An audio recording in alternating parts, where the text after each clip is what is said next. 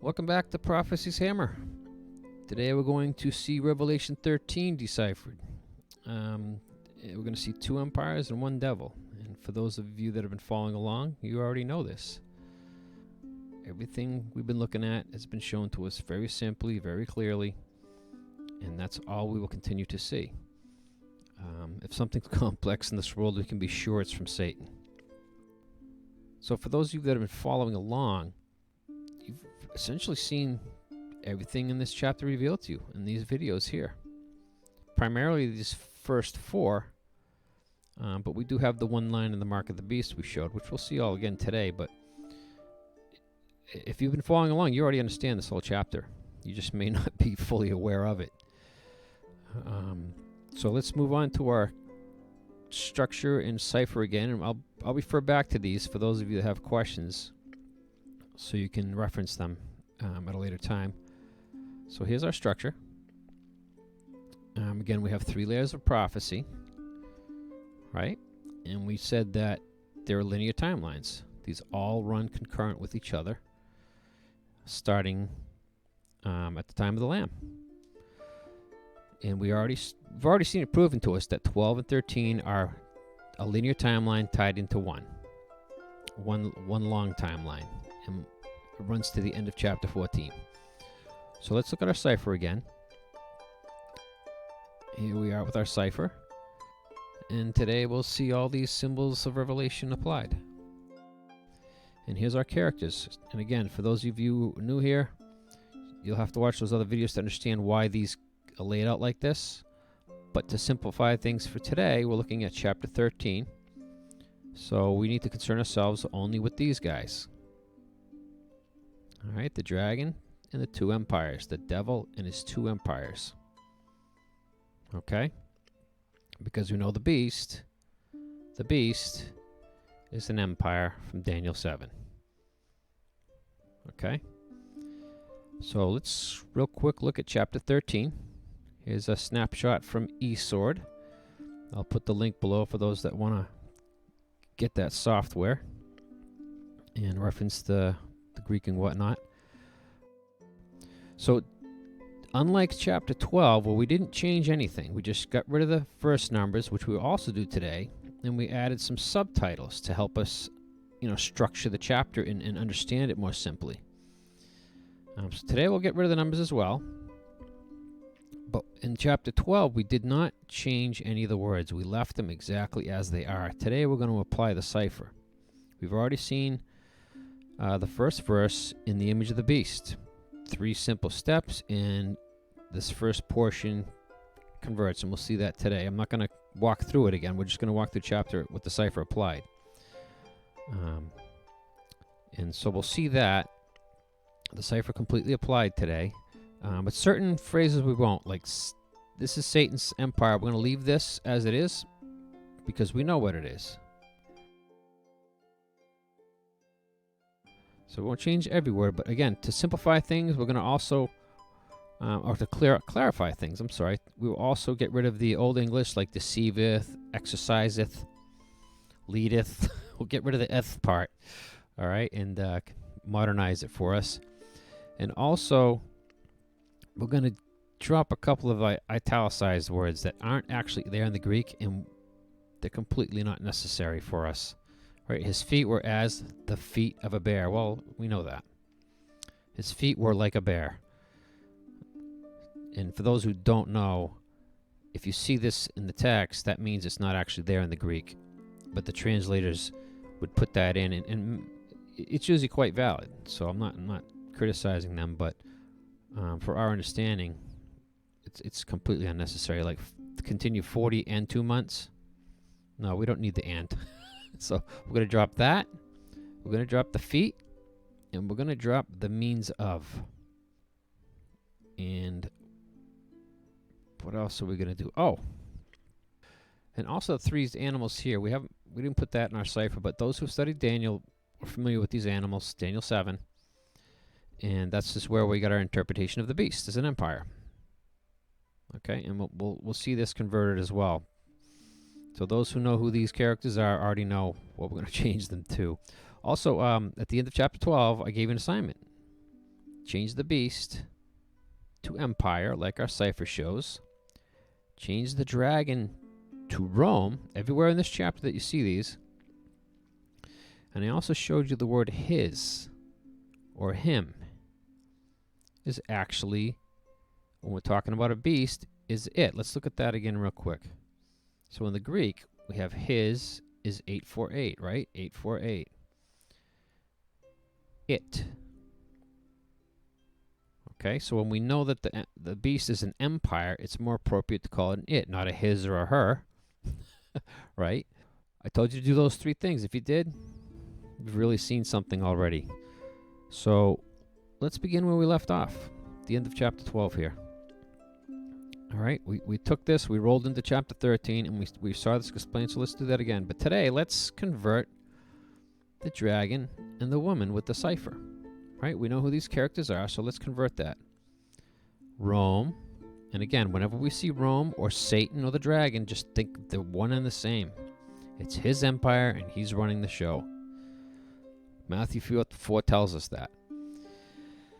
All right, it was wroth with Israel, and went to make war with the remnant of her seed, which keep the commandments of God and have the testimony of Jesus Christ. And so he went to make war with the woman. Right? So what did he do to make war with the woman? He raised up this empire. Right? And here we have everything converted with our cipher, and the him and his to its. And you'll notice I've made everything bold. Everything that I've converted is bold. I think I got everything. But you'll notice we didn't really change much. Right? We didn't change much here, so let's go through this. So he raises up this empire. So here's John. He stood over many multitudes of peoples and nations of many languages, and saw an empire rise up out of them, having 7 heads and 10 horns, and upon its horns 10 crowns, and upon its heads the name of blasphemy. And the empire which I saw was like Greece, right? Like the leopard, and its feet like Media-Persia, and its mouth as the mouth of Babylon, right? And who can deny that Rome looks like Greece, right? And we've already seen how some of their gods and goddesses go back to these guys. Additionally, this is where Satan's seat is in this book, the book of Revelation, right? Chapter 2, Church of Pergamum. And it all goes back to Babylon. All right, and Rome, Satan, gave it its power and its seat and great authority. So the dragon in chapter 12 rose up this empire and gave it its power, its seat, and great authority. Right? And he saw as one of its heads were wounded to death, and its deadly wound was healed. We saw this in the image, the beast, in Satan's seat. We saw news articles that showed this event. All right? And the world wondered after the empire. And we've seen that as well in the abomination that maketh desolate, or the empire of the dragon. We've seen this. Okay, I'll keep trying to reference the videos that these are in, so you can go back and get more details on it. For those of you that are new here, excuse me. And they worship Satan, right? Rome, which gave power unto the empire. We certainly saw this in the temple they made for him. And they worshipped the empire, saying, "Who is like this empire? Who is able to make war with it?" Right? With it, not him or her. Who's able to make war with this empire? It. And there was given unto it a mouth speaking great things and blasphemies. And we know that's what Rome's been up to from the beginning. Right? Satan gave it its power. What else would it do? And power was given unto it to continue 42 months. We saw this also in the image of the beast of Satan's seat. There's a long article written by several gentlemen that participated in putting that together. Very detailed. So we saw this fulfilled. Then it received a deadly wound and was healed, right? And it opens its mouth in blasphemy against God, to blaspheme his name in his tabernacle, and them that dwell in heaven. And it was given unto it to make war with the saints. Again, at the end of chapter 12, he went to make war with the saints. So he did. He raised up this empire, and it made war with the saints. Right? Very straightforward. And then to overcome them here is something we didn't cover. The end of the 1260 years we saw in chapter 12 is here. This empire here, this first one, overcame them. So we know this is past. Right? It went to make war with the saints, and it overcame them. So the 1260 years is over at this stage. And power was given it over all kindreds and tongues and nations, right? Over what? The multitudes of peoples and nations of many languages. Right? And all that dwell on earth shall worship it. And we see this. We see it. We saw it. It's everywhere. It's everyone. All right? So those whose names are not written in the book of life of the Lamb slain from the foundation of the world are worshiping it. And we saw this. There's no question we saw the three unclean spirits like frogs. People are praising them and demanding them from their leaders. And they're not of God. They're not of God in any way. So if any man have an ear, let him hear. He that leads into captivity shall go into captivity. Here is where the deadly wound was received. Right? In 1798, Napoleon came in, grabbed the Pope, and shut down his operation. All right? He that kills with the sword must be killed with the sword, the deadly wound. All right? Here's the patience and faith of the saints. Don't kill with the sword. That's the patience and faith of the saints. Don't kill with the sword. Because if you do, that's how you're going to die. Okay, so let's get to the Second Empire. We know who this is, right? Washington, D.C. I beheld another empire coming up out of the earth. We saw who this was, right? These are those who heard the testimony of Israel, of Jesus, and they converted. Okay, and I would suspect that the remnants that were overcome here are also mixed in with these. Because they are on the four corners of the earth. We know that. At this stage, anyway. All right, and it had two horns like a lamb, but it spoke as Rome. Right? Now look at this first sentence. We have the empire comes up out of these people. It had two ruling powers that appeared to worship the Lord himself, the Holy Lamb. But we saw these two horns, right? And the second beast has two horns, very clear. But it what? Upheld the laws and worships and doctrines of Rome. Spoke as Rome. You speak through the laws. That's what the empires do, right? They speak through their laws, and they spoke with the Roman laws, and we've seen much evidence of that. There's no question. There's no question that this empire is speaking like Rome. But again, look at this first sentence. We get the empire in its government and structure and its laws right here in the first sentence. That's what we're getting there. And then it what? Exercises all the power of the first beast before it. So it got all the power of this empire. Right? And because it did that, we saw in the image of the beast that the two-horned lamb, like a lamb beast, now looks like the 7 heads and 10 horns. Because it got all the power of the one before it, so now it has all the attributes of it. Which is why this two-horned empire just disappears off the scene. Because it's changed its look. It came up looking like this, but it gets all the power of the first empire, so now it gets the attributes of that. And that's how we see in chapter 17, the 8th beast has those attributes. That's this beast.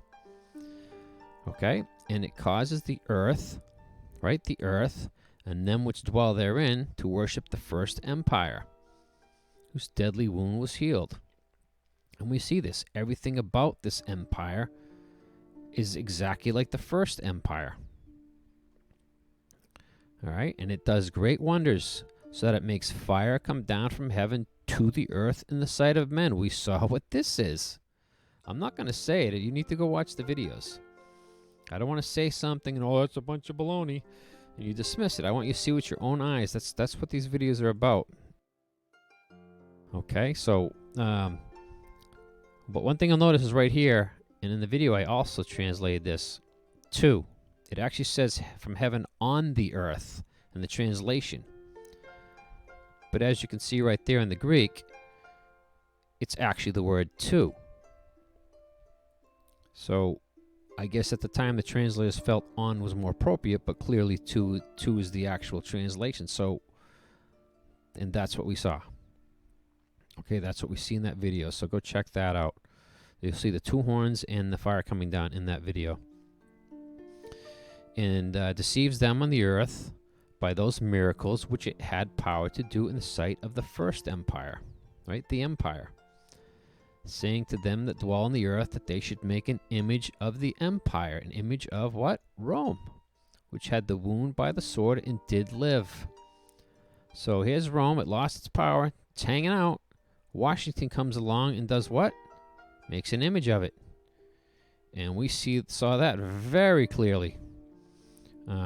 Attributed to across a couple of videos, but it's very clear. Washington is Rome. There's no doubt about it. It's got the symbology all over it and everything. And it speaks like Rome. It's got the laws and doctrines of Rome. Quite simple. All right, so it had power to what? Give life to the image of the empire. Life. So the life means this image, Washington, is now running things. Right? Because it's doing what? It's speaking, right? It's bringing forth the laws of Rome. And if you don't worship the image, if you don't obey these laws that he's speaking forth, you're going to be killed. And this doesn't necessarily mean individuals. This is talking about kingdoms and nations and states. If you don't bow down to the speaking of this empire, the laws, your country's going to be destroyed. And we've seen this. We've seen this. And this empire is all over the earth. We've also seen that. Okay, so this is all pretty straightforward. Once we have all these details and piece them together. But again, you'll notice we didn't really change much here. We did not change much. And it becomes much clearer. So, it caused the empire, it caused both small and great, rich and poor, free and bond, to what?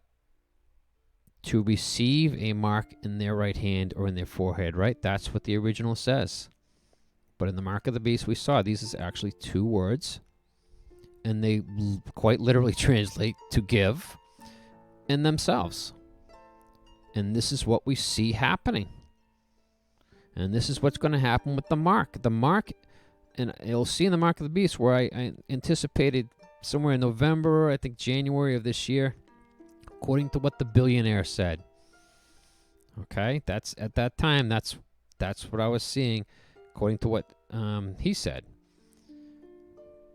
But he's still working on it, because literally the first day of the end of days, which started just last week, literally on that day, I saw an article talking about the billionaire and his people he's working with on the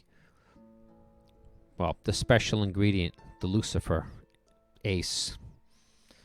Got to be tactical in what I say here, but I think you understand what I'm saying. If not, you can feel free to email me and just ask away, and I'll tell you what I understand from there.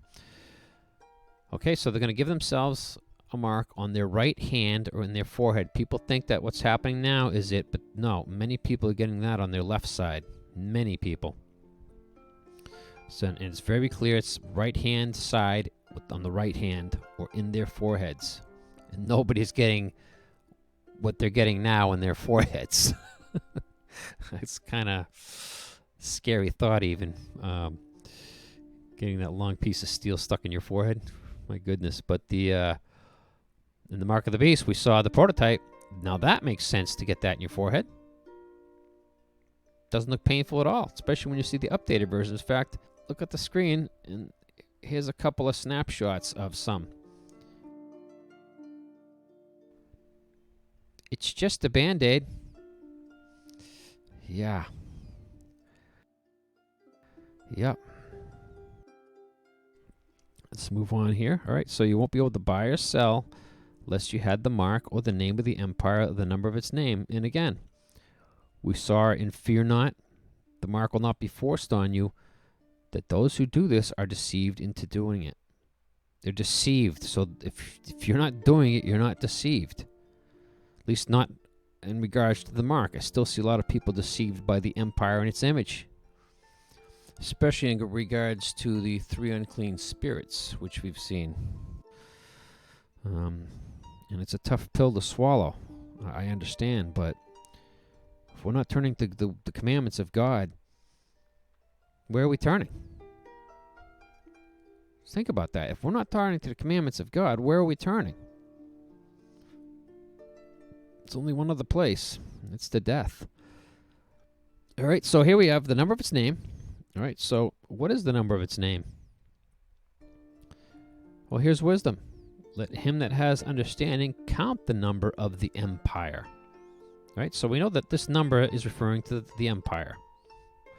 All right, so you're going to calculate the number of the empire, the number of its name, which is this man. For it's the number of a man.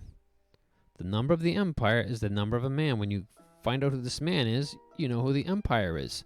And his number, this man's number, is 603 right? All this is an address. That's it. This number has been diluted, and even those who worship Satan are deceived with this. They think they're getting magical powers and all this nonsense. No.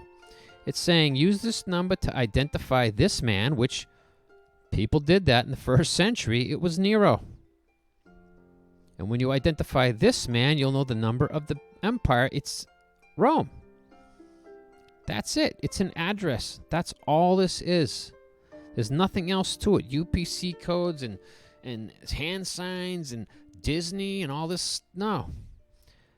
Now, that's not to say Satan hasn't deceived his children into believing it's magical, but it's nothing but an address. That's it. That's all it is. So there we go. There's chapter 13. Next time we'll open chapter 14, and let's quickly look at that. All right, so here we are at the structure again. So in the next video, we're going to walk through 14, which is going to be rather quick. And when we hit the end of this chapter, in the next video, I'm going to show you how all of this lays out. And once I do that, you're going to understand from the beginning of chapter 12 all the way to the end of the book. Although there are a couple things in the closing statements that may cause some confusion. As you'll see, they break up here. But you will understand, especially once I lay out what's going on in here. Because once I saw what was happening, especially in this chapter, it opened it right up. I was like, oh, okay. And once you see it, you won't be able to unsee it, and it'll be very simple. You go, oh, okay, and you'll see why the confusion is going on. All right? We'll see you next time. Peace of Yah be with you.